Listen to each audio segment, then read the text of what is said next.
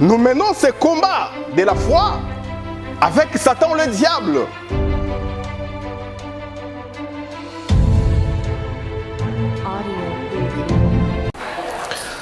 Oui, bien-aimés dans le Seigneur, permettez-moi d'abord, avant toute chose, de consacrer ces instants sous la grâce et la direction du Saint-Esprit. Nous prions au nom de Jésus. Créateur du ciel et de la terre, nous sommes en ces lieux réunis pour la gloire du nom de Jésus. Voilà pourquoi je suis en train de te confier ces instants.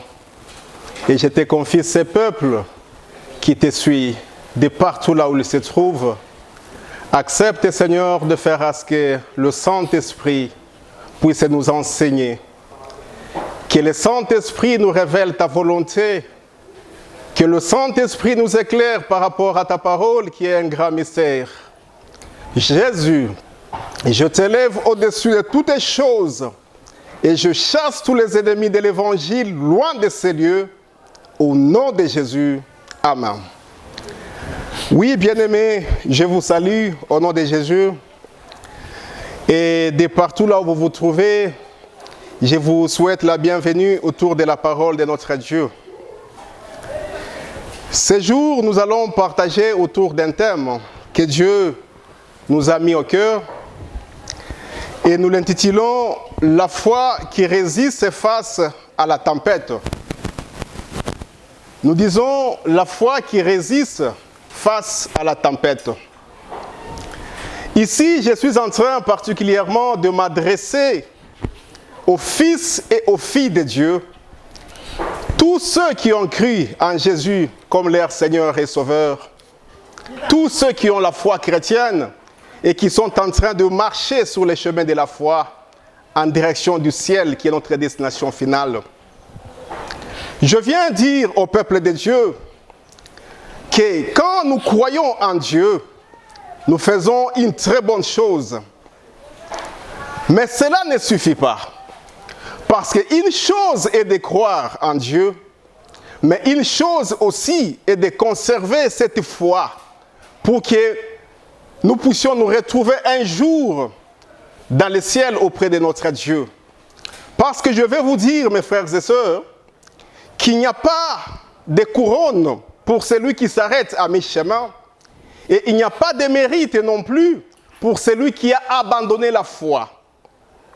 Le mieux, c'est une fois que vous croyez en Dieu, que vous puissiez vous accrocher jusqu'à la fin de vos jours ici sur la terre des hommes.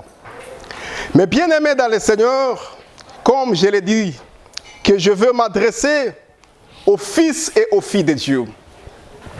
Nous sommes en train de vivre un moment durant lequel la prophétie des événements qui sont appelés à se produire avant le retour de notre Seigneur Jésus-Christ est en train de se matérialiser. Et il y a beaucoup de choses qui sont en train d'arriver sur la terre des hommes. Il y a beaucoup de situations imprévisibles par rapport au calendrier des humains qui sont en train d'arriver sur la terre. Et nous, en tant qu'enfants de Dieu, nous devons savoir continuer à garder et à conserver notre foi. Le Seigneur Jésus-Christ l'avait dit. Il s'était même interrogé un jour en disant « Quand le Fils de l'homme rentrera, trouvera-t-il la foi ?» Et là, nous sommes dans le livre de Luc, chapitre 18, verset 8. Là où Jésus est en train de s'interroger. Pourquoi il s'interrogeait?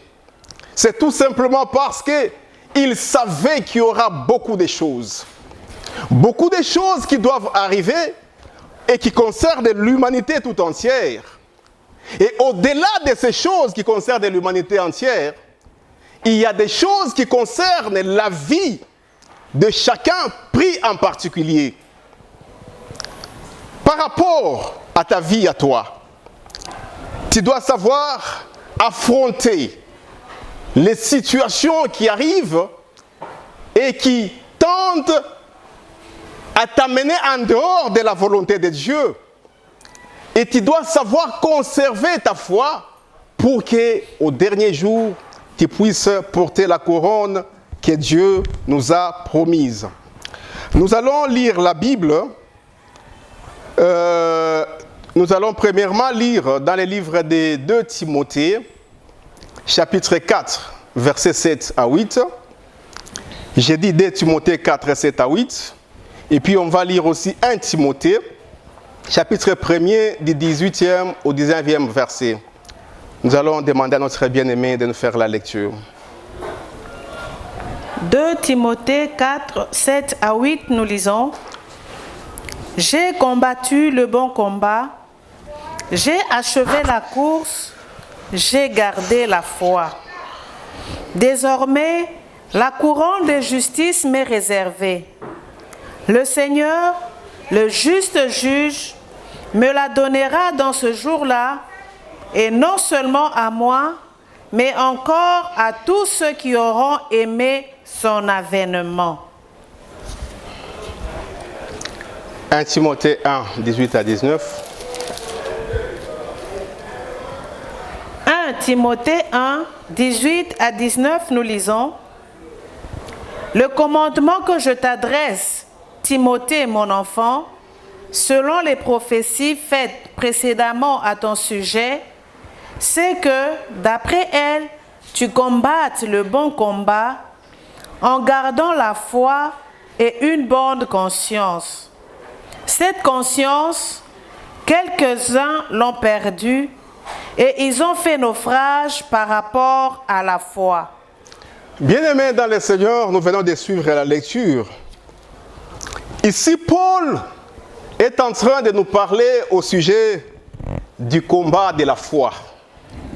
Parce que quand nous disons garder la foi jusqu'à la fin, cela suppose que cette foi puisse être solide et résister suffisamment aux tempêtes qui peuvent arriver pour la faire basculer. Alors, Paul est en train de nous parler sur les combats de la foi. Et je vais ouvrir une parenthèse pour dire que quand on parle du combat dans la Bible, nous devons toujours être capables de différencier les combats spirituels et les combats de la foi. Le combat spirituel fait allusion au combat que nous avons avec les esprits méchants. Et la Bible nous dit dans Ephésiens 6, à partir du 10e verset, que nous n'avons pas à lutter contre la chair et les sangs, mais contre les dominations, les principautés, les esprits méchants. Voilà, c'est ça le combat spirituel. Nous les menons contre le diable, nous les menons contre les acolytes du diable, nous les menons contre les serviteurs du diable. Mais ici, nous sommes en train de parler sur le combat de la foi. Le combat de la foi, c'est quoi? C'est l'ensemble de tous les efforts que nous devons fournir en tant que chrétiens pour arriver à conserver notre foi par rapport à tout ce qu'il y a comme sollicitation du péché, par rapport à tout ce qui nous tire vers le bas et qui tente à nous amener en dehors de la volonté de Dieu.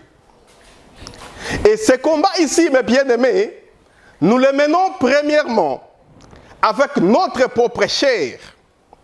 Deuxièmement, nous le menons avec le monde qui nous entoure. Parlant de notre propre chair, c'est tout simplement parce que la Bible nous démontre que la chair a des désirs contraires à ceux de l'esprit. Et parlant du monde, c'est tout simplement parce que la Bible nous démontre que le monde, la convoitise du monde, nous éloigne de la face de Dieu. Et troisièmement, nous menons ce combat de la foi avec Satan le diable. Et cette fois-là, Satan le diable ne vient pas comme un destructeur au sujet du combat spirituel, mais il vient comme un tentateur, celui qui vient nous tenter, celui qui vient tenter notre foi pour nous amener en dehors de la volonté de Dieu. Alléluia. Maintenant, mes bien-aimés, Paul est en train de nous parler sur le combat de la foi. il s'érige lui-même en modèle. Il dit qu'il a mené un bon combat de la foi. Il poursuit en disant qu'il a achevé sa course. Et il renchérit encore en disant que désormais, la couronne l'attend. Et Paul dit encore que cette couronne ne l'attend pas seulement lui, mais elle attend aussi tous ceux qui attendent l'avènement du Fils de Dieu. Alléluia.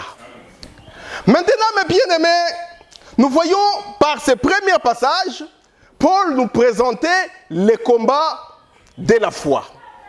Maintenant, dans le deuxième passage, c'est là que les choses bonnes commencent. Paul fait allusion à ceux qui abandonnent la foi. Et il utilise un terme pour désigner le fait d'abandonner la foi.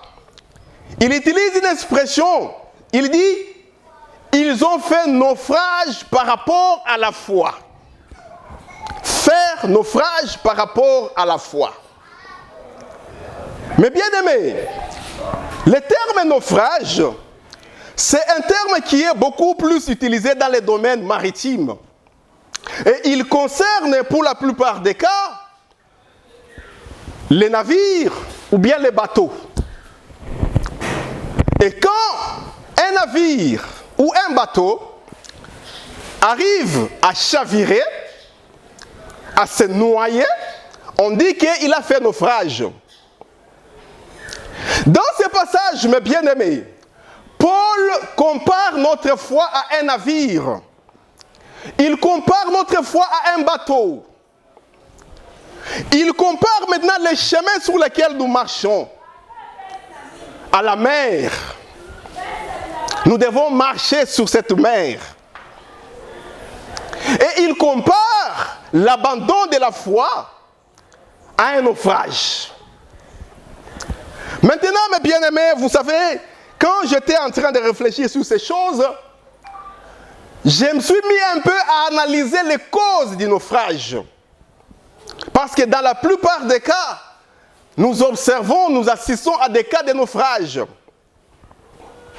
Lorsque je me suis mis à analyser les causes du naufrage, je me suis rendu compte que les réalités qui entourent les naufrages, autant elles sont valables pour expliquer les naufrages des navires, autant elles sont aussi valables pour expliquer l'abandon de la foi. J'ai analysé un peu les causes qui conduisent au naufrage.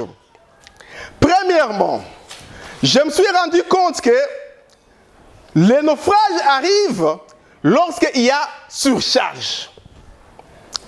Un navire qui arrive à recevoir une quantité de charges dépassant sa capacité, facilement, ce navire, sans même effectuer les mouvements, sans même effectuer les déplacements, vous verrez ce navire commencer à prendre l'eau de là où il est.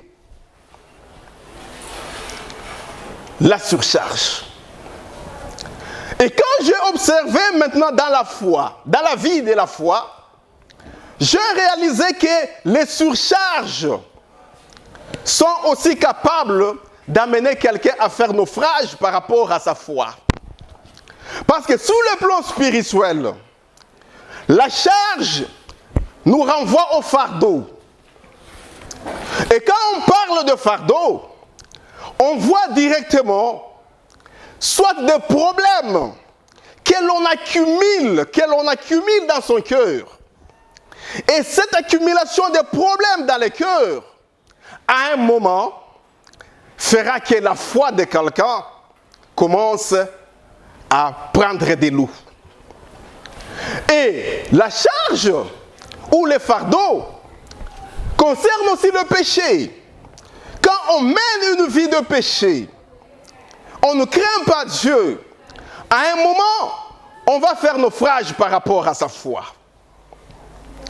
Et deuxièmement, j'ai constaté, mes bien-aimés, que le navire parvient à connaître un naufrage lorsque pendant son parcours, il se heurte soit à une pierre ou à une montagne qui est sur la surface des eaux. Parce que dans la mer, il y a des reliefs. Et ça arrive que la pointe de montagne ou bien un rocher puisse émerger à la surface des eaux.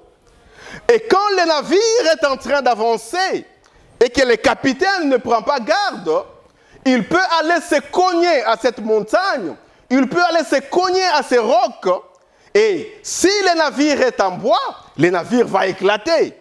Si le navire est métallique, le navire va se trouer.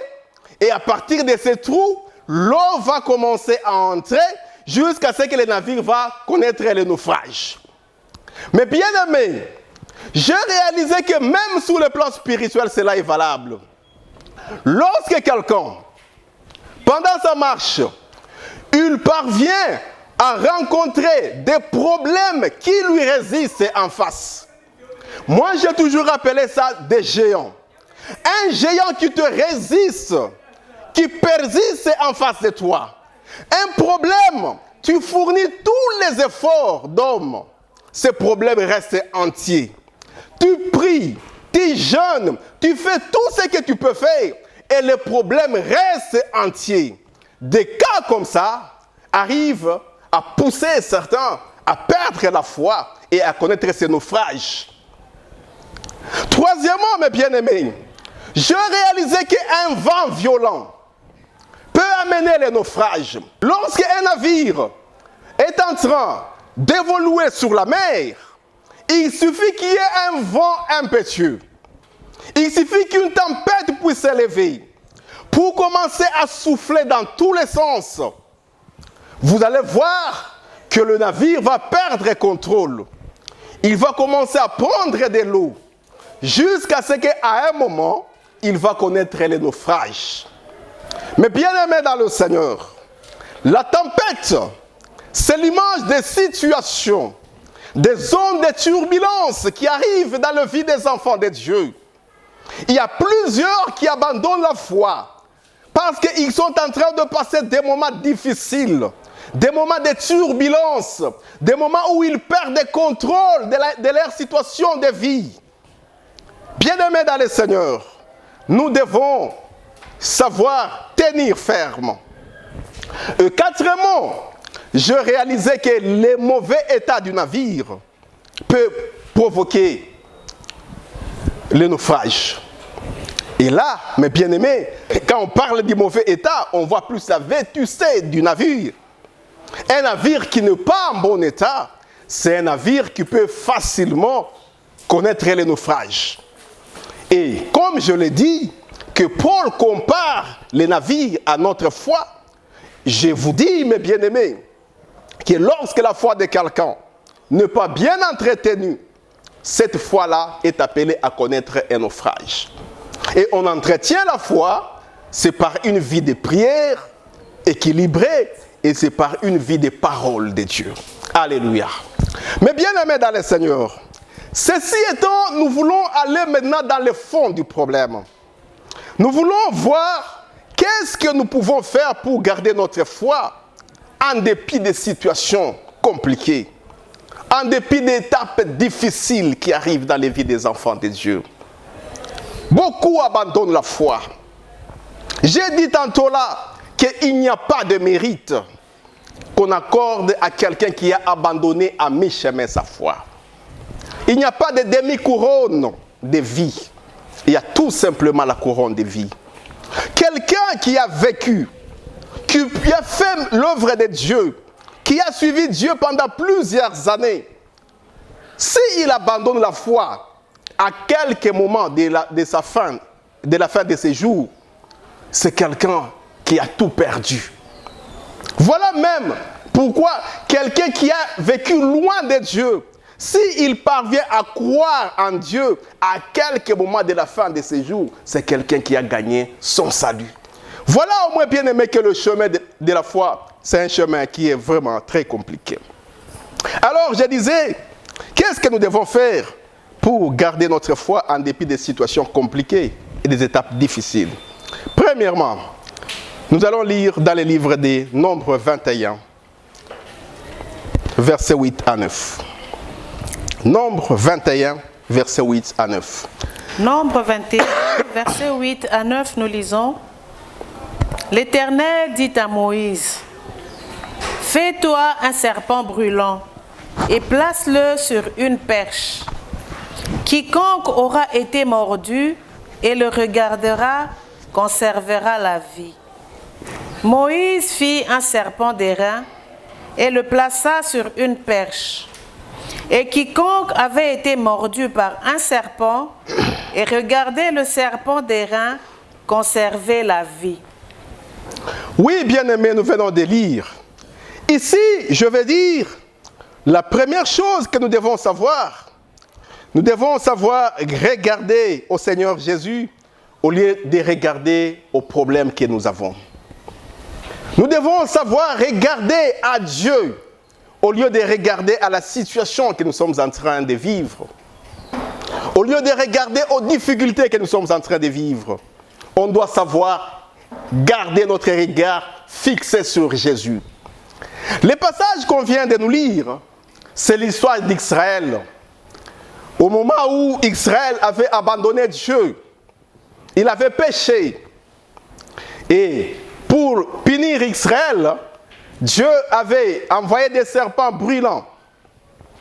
Ces serpents étaient en train de mordre les enfants d'Israël. Et la Bible nous dit que plusieurs étaient tombés à cause de ces morsures des serpents. Cette situation était tellement préoccupante que Moïse avait approché, et que le peuple avait approché Moïse pour lui dire que nous reconnaissons notre péché, que Dieu nous pardonne. Et Dieu était monté, et Moïse était monté vers Dieu pour implorer la miséricorde de Dieu. Oui, bien-aimés, nous avons un Dieu miséricordieux qui ne met jamais dehors celui qui rentre auprès de lui avec un cœur contrit, avec humilité, qui reconnaît ce péché. Et quand Israël était rentré auprès de Dieu, Dieu avait donné la solution. Il a dit à Moïse, « Fais-toi un serpent d'airain, et tu vas élever ce serpent dans les camps d'Israël. Tout celui qui sera mordu par un serpent, pendant qu'il est en train de se faire mordre, il devra regarder au serpent d'airain. Et s'il le fait, il ne va pas mourir. » Alors la situation était maintenant comment, mes bien-aimés? Quand le serpent mordait les peuples, tous ceux qui étaient, pendant qu'il est en train de se faire mordre, qui étaient en train de regarder au serpent, soit à la plaie, et qui passait son temps en train de regarder là-bas, celui-là tombait. Mais tout celui qui, alors que le serpent était en train de lui donner la douleur, mais il ne regardait pas au serpent, il avait son regard fixé sur le serpent d'airain élevé par Moïse, celui-là a gardé la vie sauve. Bien-aimés, je viens nous dire que nous devons savoir regarder à Dieu et rien qu'à Dieu, en dépit de toutes les situations que nous connaissons dans la vie. Regarder à Dieu signifie quoi? Signifie s'accrocher à la parole de Dieu, à ce que Dieu dit, à ce que Dieu t'a dit, ou à ce que Dieu dit dans sa parole, au sujet de la situation que tu es en train de traverser. Quand tu es frappé par la stérilité, cherche à savoir qu'est-ce que Dieu a dit à propos de la stérilité. Accroche-toi à cette parole de Dieu. Prie en fonction de cette parole de Dieu et tu auras la solution. Ta foi ne sera pas entamée. Mais lorsque tu commences, tu as détourné ton attention, tu te focalises sur les problèmes que tu es en train de vivre, soit c'est la stérilité, soit c'est le chômage, soit ce sont des problèmes divers. Tu orientes toute ton attention sur ces problèmes-là, tu n'auras pas la solution. Tu n'auras pas la solution. Et ce problème demeurera pendant longtemps et risquera même d'entamer ta foi. Nous disons Amen. Oui, mes bien-aimés dans le Seigneur. Deuxièmement, nous devons savoir prier. Nous allons lire dans la Bible. Nous sommes dans Jacques 5, verset 13. Jacques chapitre 5, verset 13. Jacques 5, verset 13, nous lisons. Quelqu'un parmi vous est-il dans la souffrance? Qu'il prie. Quelqu'un est-il dans la joie? Qu'il chante des cantiques. Oui, mes bien-aimés. Jacques est en train de dire au peuple, il les exhorte, chacun dans sa situation. Parce que nous n'avons pas tous les mêmes situations. Pendant qu'il y en a qui se réjouissent, d'autres sont dans le deuil. Pendant qu'il y en a qui sont dans la fête, d'autres sont dans la douleur. Alors Jacques est en train de donner des solutions appropriées à chaque catégorie de problèmes. S'agissant de ce que nous sommes en train de dire, mes bien-aimés, Jacques dit, lorsque quelqu'un est dans la souffrance, qu'il prie. Qu'il prie. Bien-aimés, je ne vais pas beaucoup m'étaler par rapport à la prière. Tout simplement parce que la prière, c'est notre respiration, nous, en tant qu'enfants de Dieu. Un chrétien qui ne respire pas la prière, il ne peut pas s'appeler chrétien. Alléluia. Troisièmement, nous allons lire dans le livre d'Ecclésiaste. Ecclésiaste, chapitre 7, verset 14. Là, nous allons voir la troisième solution que nous devons faire. Ecclésiaste 7, au chapitre 14, nous dit ceci. Au jour du bonheur, sois heureux, et au jour du malheur, réfléchis. Dieu a fait l'un comme l'autre, afin que l'homme ne découvre en rien ce qui sera après lui. Mais bien-aimés dans le Seigneur, vous voyez à peu près comment la Bible est en train de nous orienter. Nous venons de lire dans Jacques, on nous dit que lorsque quelqu'un est dans la souffrance, en d'autres termes, lorsque quelqu'un est dans le malheur, qu'il prie. Ecclésiaste ici, il va dans l'autre facette de la médaille. Lui nous dit ceci. Lorsqu'on est dans le malheur, ou en d'autres termes, lorsqu'on est dans la souffrance, qu'on réfléchisse. Bien-aimés dans le Seigneur, pourquoi on doit réfléchir? On doit réfléchir parce qu'il arrive des fois dans la vie que les situations que l'homme connaît, la souffrance que l'homme endure, les difficultés que l'homme a, ne nécessitent pas qu'il prie, ne nécessitent pas qu'il aille chercher des solutions loin. Ce qu'il vit, c'est tout simplement la conséquence de ses mauvaises décisions. C'est tout simplement la conséquence de ses mauvais choix.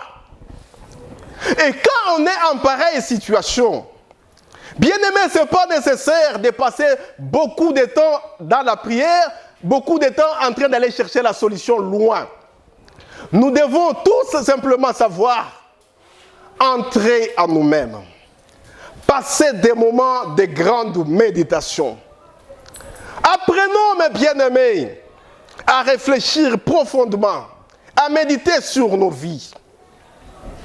À un moment, nous devons nous retirer un peu loin de toute l'effervescence de la vie et entrer à nous-mêmes, passer un moment de méditation pour voir où on vient et où on va.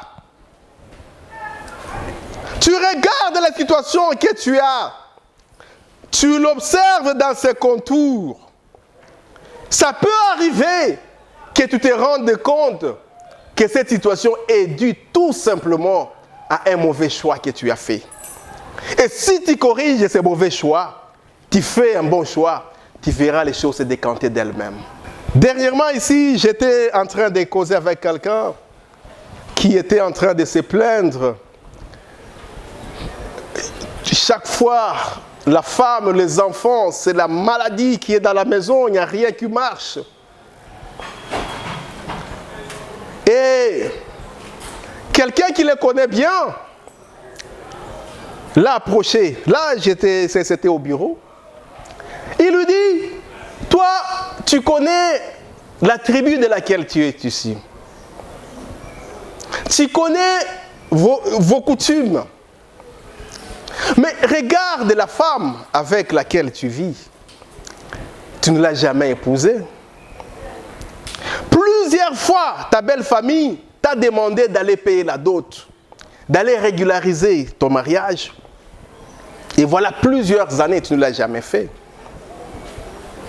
Or, moi je sais, c'est la personne qui lui disait, moi je sais que chez vous, dans votre tribu là, on a toujours compliqué les gens comme on est en train de vous faire, de vous compliquer.